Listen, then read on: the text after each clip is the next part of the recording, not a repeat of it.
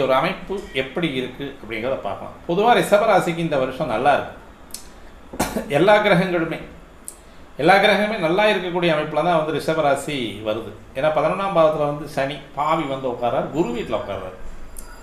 2ஆம் பாவத்தில் வந்து 11ஆம் இடத்ததிபதியும் 8ஆம் அதிபதியும் 2ஆம் இடத்துல வந்து உட்கார்றது அப்படின்றது அது கொஞ்சம் மைனஸை கொடுக்கக்கூடிய ஒரு அமைப்பு. குரு 2ல் வந்து உட்கார்றது, தனிச்ச குருவாக இருந்தால் கொஞ்சம் கஷ்டத்தை கொடுப்பாரு, சிரமத்தை கொடுப்பாரு, மீண்டும் கடினமான ஒரு காலகட்டத்தை கொடுக்கக்கூடிய ஒரு அமைப்புலையும் வந்து இந்த 2ஆம் இடத்து குரு வந்து உட்கார்ந்துருக்கும். அது தவிர்க்க முடியாத ஒன்று.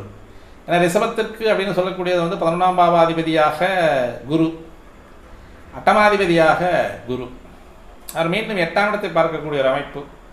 இந்த நேரத்தில் வந்து அது 8ஆம் இடம் அப்படின்னு சொல்லக்கூடிய சுப வீட்டை, சுப கிரகம், தனது வீடு சுப வீடு, தனது வீட்டை பார்க்கக்கூடிய கிரகம் அப்படின்னு சொல்லக்கூடிய 8ஆம் பாவத்திற்கான அனைத்து அமைப்புகளையும் அவர் செய்வார். எப்போவுமே எந்த ஒரு கிரகமே உடைய பிறந்த ஜாதகத்தில் இருந்தாலும் சரி, இப்போ கோச்சாரத்தில் வரக்கூடிய கிரகங்களாக இருந்தாலும் சரி, தன் வீட்டை திரும்பி பார்க்கக்கூடிய கிரகம் அந்த வீட்டினுடைய பாவத்துவம் என்னவோ அதை வெகு சிறப்பாக செய்து முடிப்பர்.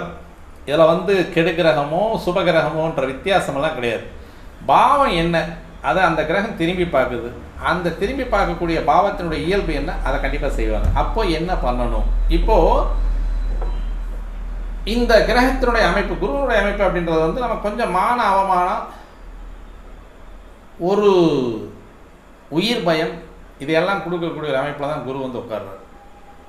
இப்போ இந்த ராகு கேதுக்கள் எப்போ அவங்களுடைய பயிற்சியை நிகழ்த்துறாங்க அப்படின்னு பார்த்தோம்னா, ஸ்ரீ மங்களகரமான விசுவாவசு வருஷத்தில் வைகாசி மாதம் 4ஆம் தேதி ஆங்கில மாதத்திற்கு 18/5/2025 அன்றைக்கு ஞாயிற்றுக்கிழமை இரவு 7:45 மணி வாக்கில் மீனராசியில் இருக்கக்கூடிய ராகு கும்பராசிக்கும், கன்னி ராசியில் இருக்கக்கூடிய கேது சிம்ம ராசிக்கும் பயிற்சி ஆகிறாங்க. ரொம்ப வந்து ஒரு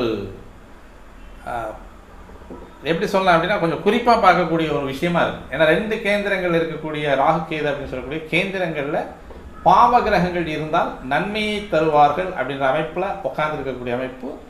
ராகுவும் கேதுவும் உங்களுக்கு நன்மையை தரவே வருகிறார்கள் அப்படிங்கிறத நிதர்சனமான உண்மை.